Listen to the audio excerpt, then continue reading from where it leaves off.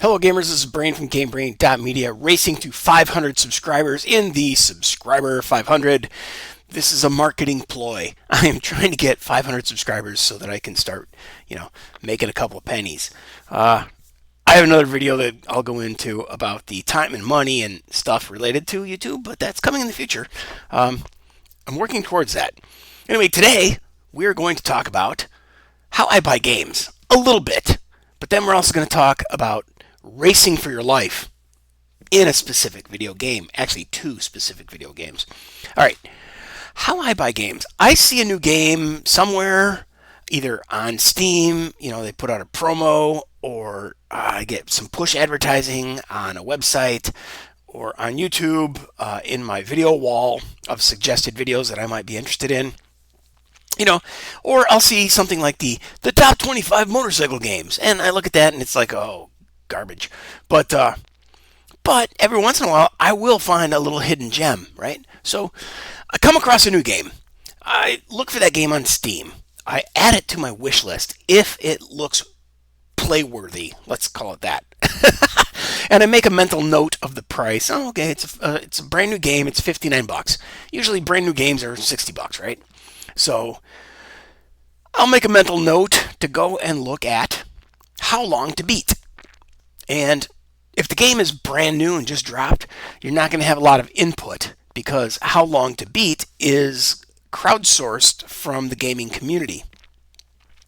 So for a brand new game, a lot of times you're not going to know how long or how many hours of playtime you're going to get. Gameplay, game time. So anyway, when there's a game out there that's been out there for a while, like the games I'm about to cover, I look at the number of hours of gameplay, and I value the game at a base rate of $1 an hour. I've explained this in other videos, but not everybody watched all of my past videos, so I'm going to keep saying it. 10 hours of gameplay at $10 is a fair deal. 20 hours of gameplay for a $20 game is a fair deal. Now, I make exceptions for longer games with replay value, like racing games. I mean, even though the career mode might be 4, 5, 6 hours, the fact that there's going to be mods dropping, there's going to be some DLC, which I dislike so much because I'm an old school gamer from the days of mods. And, there's tons and tons of opportunity for add-on tracks, add-on cars in a racing game, and it's outside the career mode. So like Race 07, a 17-year-old game, yeah, but I have 200 hours of playtime in that game thanks to mods. 90% of that is because of the mods. Actually, there's a whole ton of DLC, but I'm a cheap-ass gamer. I'm an old man gamer. I put things on my wish list. I wait for them to go on sale. So I understand that you probably pick up what I'm throwing down because I do repeat myself and I drive the point home. All right. Anyway, I also make exceptions for favorite games like Red Dead Redemption. If they came out with a version 3, I'd be on it like a heartbeat. Witcher 4, I'd be on that like a heartbeat. I would probably go and pay full value for that because I know that is a high quality game. So knowing that, I love the Tomb Raider series, right? And Call of Duty, Battlefield, some RPGs that I just mentioned. If there was a brand new reinvention of Skyrim, I would jump on that. I would probably pay more than $2 or $3 an hour for those. But as an example, let's say Tomb Raider game comes out. I think a recent Tomb Raider game came out and the initial price was $60. Then it went down to $40. Then it went down to $20. I'm like, hell yeah, that's $1 an hour, man, because it's only a 20-hour game. Or it's even less than that. But I know that I will probably play that game twice because I just like the Tomb Raider series. I like the puzzles. I like to try a different approach. I like to go around from the backside instead of the left side. There's different things you can do in different games. Some games like Call of Duty and Battlefield, they are shooters on rails, but you can try to play the whole game with a hand grenade and a pistol instead of all the available weapons. Like there's so many different ways to approach turning a game, getting more from your game that you purchased, and if you've become good at the game, challenging yourself. There are a lot of hiccups, sorry. Oh man, really again with the hiccups. All right, as I was saying, there are a lot of games that I've decided that, you know what, I'm going to, at least for one level, I'm going to play this level with nothing but a pistol. I cannot draw a long gun at all. Can't use a sniper rifle at all. Everything's going to be pistol. And I guess Sniper Elite Series would lend itself towards that pretty well. Not always, because they kind of force you to make the long shot, but I will run through, well, I will crawl through most of that game with a silenced pistol. And I will try to melee and pop a guy in the head with a silenced pistol from 10 feet as much as possible. So it's a different way to add a level of depth and challenge to the game. Anyway, like I said, $1 an hour for a 10-hour game, I'd pay $10, and I think that's an extremely good deal. It's better than Netflix. I don't watch 10 hours of Netflix, and it costs $10 a month. It probably costs 12 or 13 or 14. I haven't had Netflix in a while because I wasn't watching 10 hours of Netflix because it sucks. Anyway, we're done with that. After I look at how long to beat to determine how many hours of gameplay there are, I look at isthereanydeal.com. And I note the lowest price. They give you the core price, then this game has been on sale at this lowest price ever. It's currently available at, this price. That is the website isthereanydeal.com. I'm not an affiliate. I'm not associated. They would probably hate me because I swear a lot and, I'm not real polite. Yeah, I think I am. I mean, I think I'm fine, but, a friend of mine pointed out that, hey, man, you swear a lot. And then another friend of mine pointed out, it's like, hey, man, the reason I watch your channel is because you're just yourself. You're not trying to be something you're not. You're not trying to be some kind of, I'm a professional magazine, video game reviewer guy. So, anyway, two sides of a different coin, right? After I look at is there any deal, I take note of the lowest price and the store that's offering it. Because if it's someplace I've never heard of, I might want to look at their history and their, I might do some research on that. But, there's a couple places like cdkeys.com. Again, not an affiliate, not associated with them at all. Another one was, Fanatical, Humble Bundle. I've purchased games through those systems. GOG, Galaxy of Games, Green Man Gaming. There's a handful of places that are listed on Is There Any Deal? And if I get a lead that, oh, look, it's on sale way better than Steam price right now, I'll go buy it at Is There Any Deal? They will give me a Steam key. I'll add that Steam key to my Steam games. It's very simple. You can find a billion videos. I'm not going to cover that. But I also check CD Keys. Quite often, I find a better price than Is There Any Deal there, because Is There Any Deal does not list CD Keys offerings. There's another place I found recently. It's kind of a play on words of CD Keys, but they offer a lot of bundles. So their angle is to be kind of like CD Keys and Humble Bundle combined. I don't know. But I bookmarked them and I keep looking at them, but I haven't purchased from them. I haven't researched them. And honestly, I have a backlog of a billion games. All right, only 560. But, at this point, I'm ready to make a judgment call. Am I going to buy this game that I just read about? No. Not 9 times out of 10, no. Okay? I have a huge backlog of games, like I just said, over 500 games. Some of them are great, and some of them are, it was a dud. Or I just bought it to add to my collection because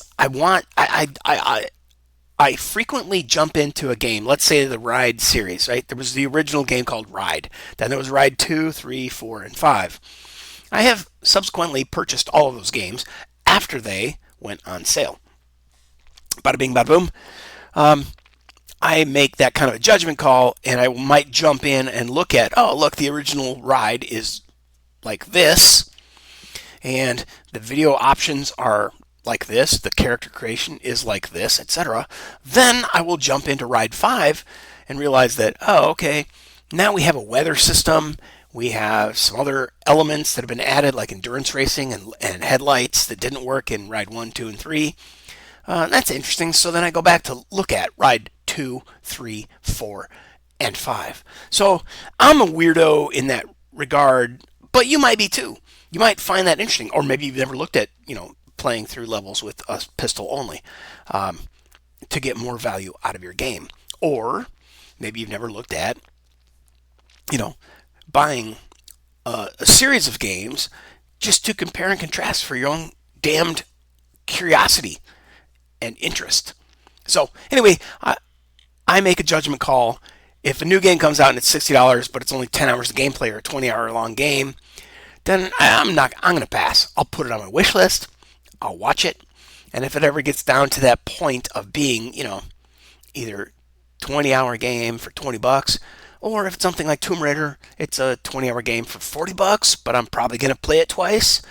I'm good with that, right? Hope you're understanding where I'm coming from, because that's just where I come from.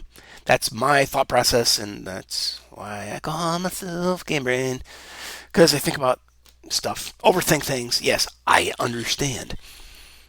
All right, so now I usually wait, but I usually wait to play the new hotness, right? The best game, the newest thing, because I'm not just trying to get, well, I am trying to get YouTube clicks, but I don't buy the latest game because I'm cheap.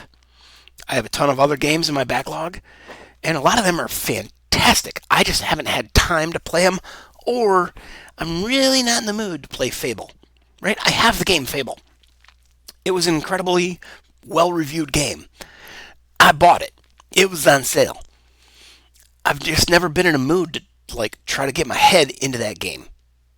But there are other games like Blood Rain and Blood Rain 2. And then there's a side-scrolling version of Blood Rain. Can't remember what that one's called. But anyway, the world of gaming is really an interesting area. It is almost a bottomless pit because you can approach the games in any way you like. And now we're going to approach Left 4 Dead, and we're going to look at the Left 4 Dead bundle on Steam. Oh man, I captured the escape key thing that's on there, but oh well. The Left 4 Dead games are excellent. It is a race for your life to escape the zombie horde. That's pretty much all you need as a summary. Although I will continue to summarize. But anyway, the bundle is $15 on Steam, right? Or $10 for each game individually. However, let's go take a look at, man, and there's that press escape key to exit full screen. Oh, that's not being seen in the video. That's me. That's a message to me in the software I'm using to run these. Yeah, okay. All right, so Left 4 Dead, the original version, is a 7-hour game. Okay, so I would say I would pay 7 hours for that. After having played it, I would pay $21 for that, because 3 times as much. I've run through the main story. I've played co-op over and over and over. It is absolutely a fantastic, wonderful, unbelievably good game, in my opinion. Then we get to Left 4 Dead 2. It's a 10-hour game. I would easily pay 10 hours for that on the entry. And after the fact, that is easily a $20 or $30 game. Absolutely. If when it came out, and if I knew that I would be like the main and extras, or the 57 hours as a completionist, well, that's because you've gone, not that you've gone through and found all the little trophies and doodads, or artwork, or collectibles, or trinkets, or whatever. It's because you've probably had a lot of fun playing co-op online, and that's where this game shines. But really, with the AI, the bots, your 4 co-op AI teammates, it's fantastic, bro. So, like I said, I look at how long to beat, and I get an idea what the times are, right? Left 4 Dead 7, Left 4 Dead 2, 10. Then I go here and I'm like, oh well, it's $10 and $10. Well, I said that I would pay more than the currently offered hours to dollars at $1 an hour thing. Left 4 Dead, I'd pay 7. Left 4 Dead 2, I'd pay 10, because that's what they say, that's how many hours are in those games. After I've owned the games, I realized that, oh my god, the co-op just adds so much. The replayability adds so much, because, I really sucked. I went through there on easy level. Now I want to go through there on hard. I've gotten to become a much better first-person shooter. That kind of thing. So, anyway, yeah, I should just probably label this a podcast. But the bundle has been on sale on Steam for $1.50. If you can believe it, yeah, that combo has been $1.50. So put them on your wish list and wait for a rainy day and buy those suckers because they're worth it.